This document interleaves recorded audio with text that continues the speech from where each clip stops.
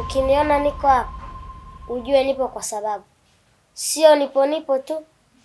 Na muda wangu umeshaisha wa mimi kukaa hapa. Kuondoka tena? Mbona mimi mume wangu hajaniambia chochote kuhusu kuondoka? Pia hata wifi hajaniambia kwamba mnaondoka leo wala kesho.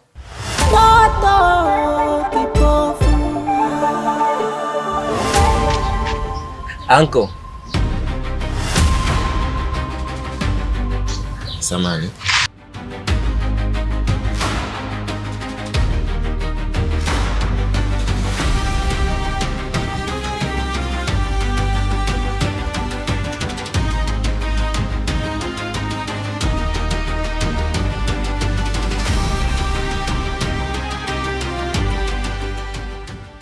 Nimechoka kupiga honi mapwing pwing pwing, tuelewani.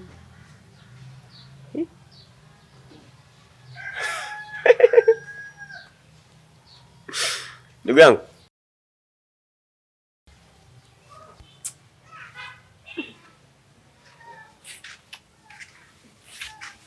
Mbona kinyonge ndugu yangu? Sasa ndugu yangu, unaniuliza kinyonge kama hujui kinachoendelea. Mimi kabisa natambua. Anko wangu ndo alikuwa ndo furaha yangu. Ona sasa mpaka sasa hivi nishaanza hadi kukonda. Siwezi kula, siwezi kulala. Unajua ndugu yangu, nilikuwa sikushauri chochote, maana nilikuwa natafuta ushauri. Na nimeupata ushauri wenyewe. Ushauri gani ndugu yangu? Niambie tu. Hivyo ulishawahi kufikiria kwamba baada ya Nahia kuombewa na mchungaji ndio amepotea? Ila kabla hajaombewa, ulikuwa ukienda kwenye mihangaiko yako, ukirudi ndani unamkuta. Hilo ulishawahi kulifikiria? Ndugu yangu, mbona mimi sijawahi kufikiria hivyo? Na hapo unaposema mchungaji baada ya kumwombea anko wangu ndo hali inaanza kutokea. Sasa umeanza kunifungua ndugu yangu. Ila niambie ndugu yangu, tunafanyaje sasa? Cha kufanya ndugu yangu, mguu mosi mguu pili mpaka kwa mchungaji. Yeye ndo atakwambia Nahia yuko wapi.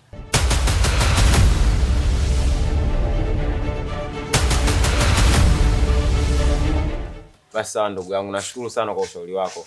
Ila nafurahi sana nimepata pa kuanzia. Ngoja nianze naye mchungaji.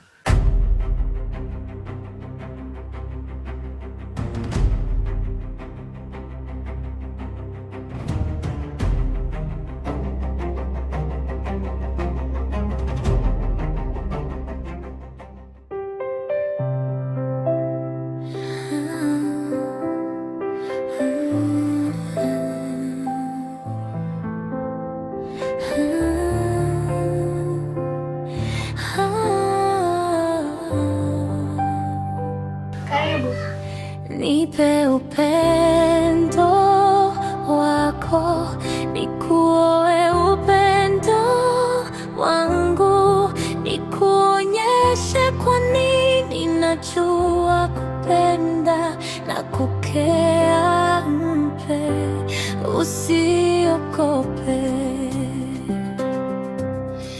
Nipe upendo wako. Hizo nini? Basi nikuzoea hivi.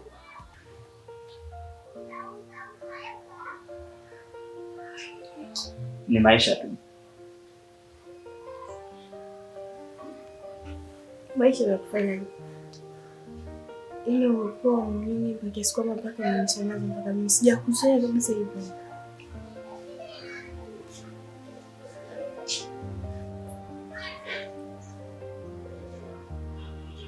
Yaani hapa kuna vitu vinanichanganya. Yaani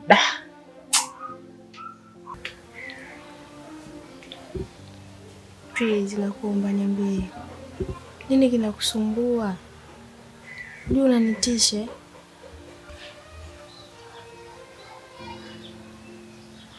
Mke wangu kapona ghafla.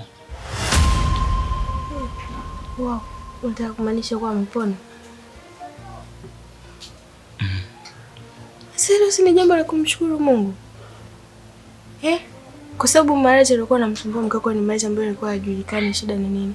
Amepona, ni jambo la kumshukuru Mungu, ni jambo la kufurahi. Sasa kwa nini unakuwa hivyo? una mawazo, unawaza kiasi kwamba mpaka unanitisha. Mimi nikajua labda kuna tatizo lingine limetokea. Bwana.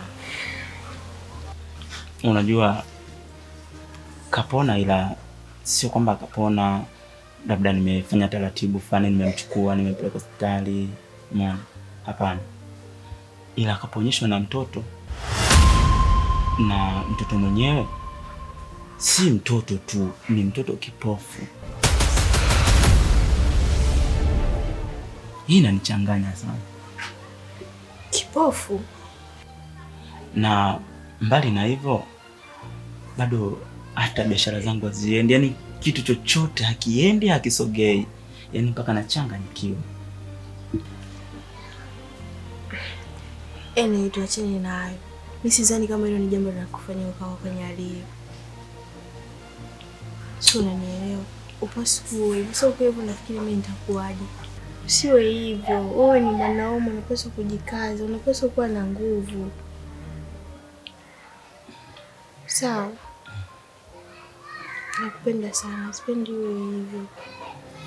Nipe upendo wako, nikuoe upendo wangu, nikuonyeshe kwa nini najua kupenda na kukea. Ndogo wangu, asante sana kwa kunisaidia. Maana bila wewe sijui hata leo ningekuwa wapi. Yaani nimehangaika sana. Mume wangu kanihangaikia sana. Mpaka nahisi alikuwa kashakata tamaa tayari. Ila Mungu kakuleta wewe kama bahati kuja kunisaidia. Asante sana mdogo wangu. Alafu pia nilikuwa nahitaji nikae na wewe hapa, usiondoke. Alafu kingine nilikuwa naomba tukae hapa, then baadaye nikupeleke shopping. Maana si unaona nguo zako hizo hazieleweki. Dada, ukiniona niko hapa ujue nipo kwa sababu. Sio nipo tu, na muda wangu umeshaisha wa mimi kukaa hapa. Kuondoka tena? Mbona mimi mume wangu hajaniambia chochote kuhusu kuondoka? Pia hata wifi hajaniambia kwamba mnaondoka leo wala kesho.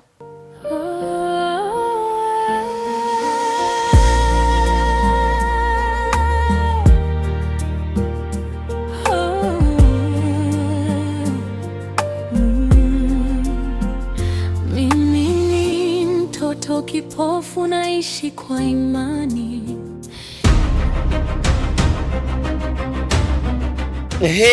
Hapo mchungaji, naomba unisikilize tena, unisikilize kwa umakini.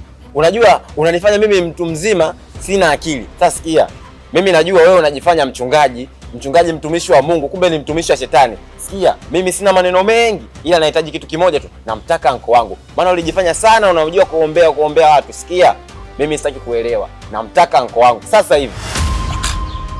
Ndugu yangu, kwani umekuaje? Au na wewe tayari mapepo yashakupata unahitaji kuombewa? Unasema na mapepo? Naomba unielewe kwa makini. Niko na akili zangu timamu. Sijachanganyikiwa wala sina mapepo. Mimi namhitaji anko wangu. Kama wewe ulikuja kwangu mimi ukamwombea anko wangu kanipa siku 3, mimi nakupa masaa haya 3. Sasa hivi saa ngapi? Hii saa 7 mpaka saa 10 kamili namhitaji anko wangu. Vinginevyo tutaonana wabaya.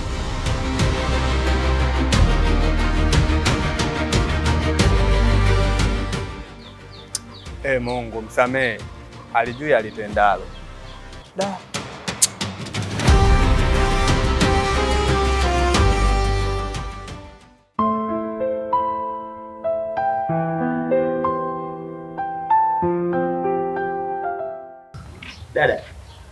Dada yake.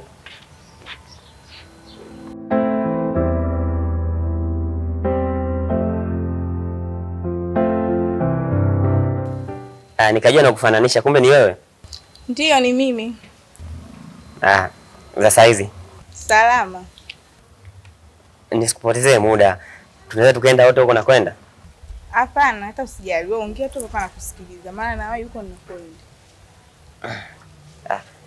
Nilituma barua za maombi kwako na zikapokelewa. Naamini sasa ni muda mzuri sana kupewa majibu yangu. Nitakushangaa. Unisimamishe uongee cha maana.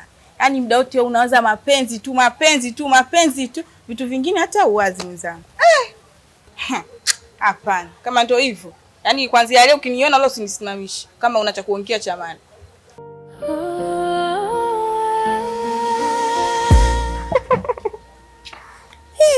Vitoto vya siku hizi vikishajua navipenda.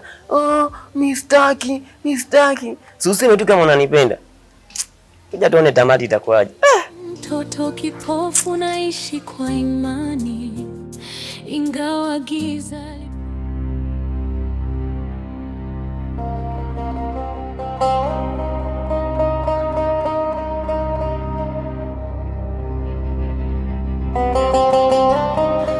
Kipenzi, acha utani basi. Naona sio unazidisha utani wewe. Ina maana kwamba hujasikia kama nakuja, sio? Unaleta utani, si ndio? Sharukani. Wewe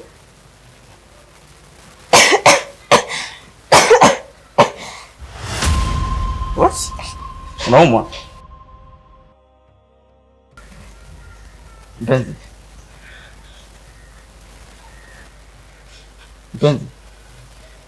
Vipi, unaumwa?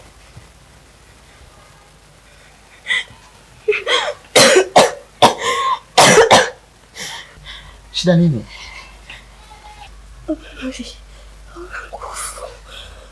Mwili hauna nguvu. Hebu ngoja kwanza nije, sawa?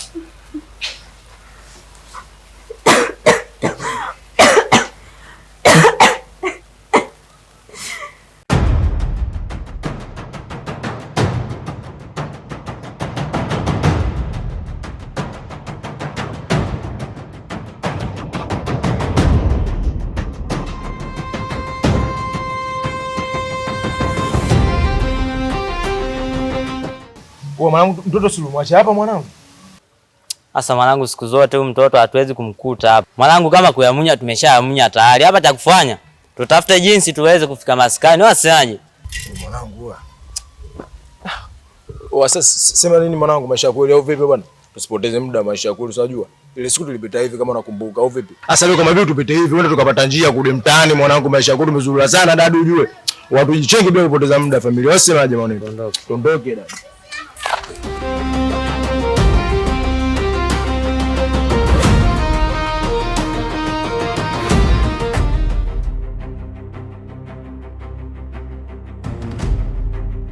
Mtaalamu wangu,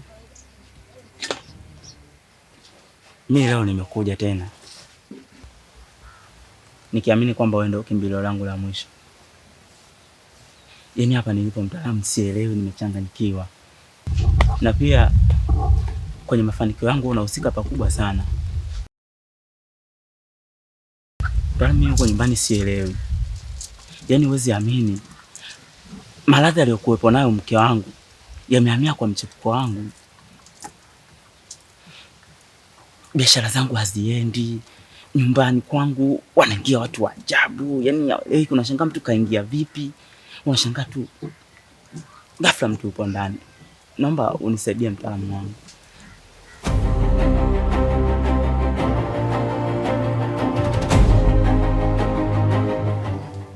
Una shida. Tena shida imezidi kuwa kubwa. Kijana, umekosea masharti. Na unadhani ni nini kitatokea kwako? Mtaalamu, mimi nilifanya kama ulivyonielekeza.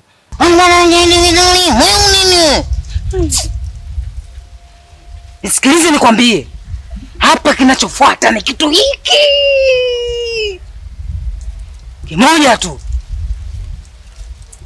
Inabidi nikupatie tiba uende ukamrudie dada yako. Mtaalamu tena. Kumbuka yule dada yangu. Kijana, unadhani kitatokea nini? Utakufa. Kama upo tayari kufa, nenda. Sina msaada mwingine na wewe ndo huo. Mtaalamu, kufa tena? Mbona umekuwa mzembe? Yaani wewe ndo utakuwa kijana wa kwanza kufa kilingeni kwangu na wa mwisho kufa kilingeni kwangu. Usiseme hivyo mtaalamu, bado nahitaji maisha. Mtaalamu,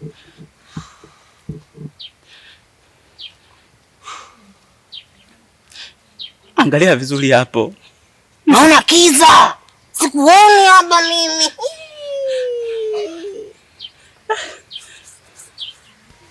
Umeuona huu? Huu ni ushanga. Unatumika kuvalika kiunoni, lakini huu ni wa kilingeni hapa. Huu tumia kuukunja. Hii ndio itakuwa tiba yako kuu kabisa. Utaweka kwenye kichwa, mstari wa kichwa, zungushia, ingiza. Matatizo yako yatakuwa yamekwisha, biashara zitakwenda sawa. Naitwa Kibwenzi.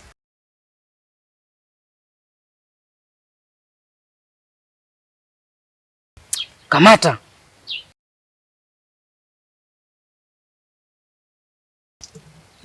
Mtaalamu. Dada yuko nyumbani. Sawa. Kimbia muwai.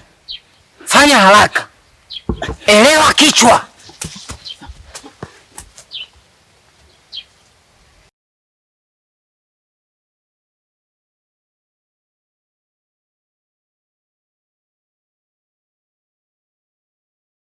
Anko.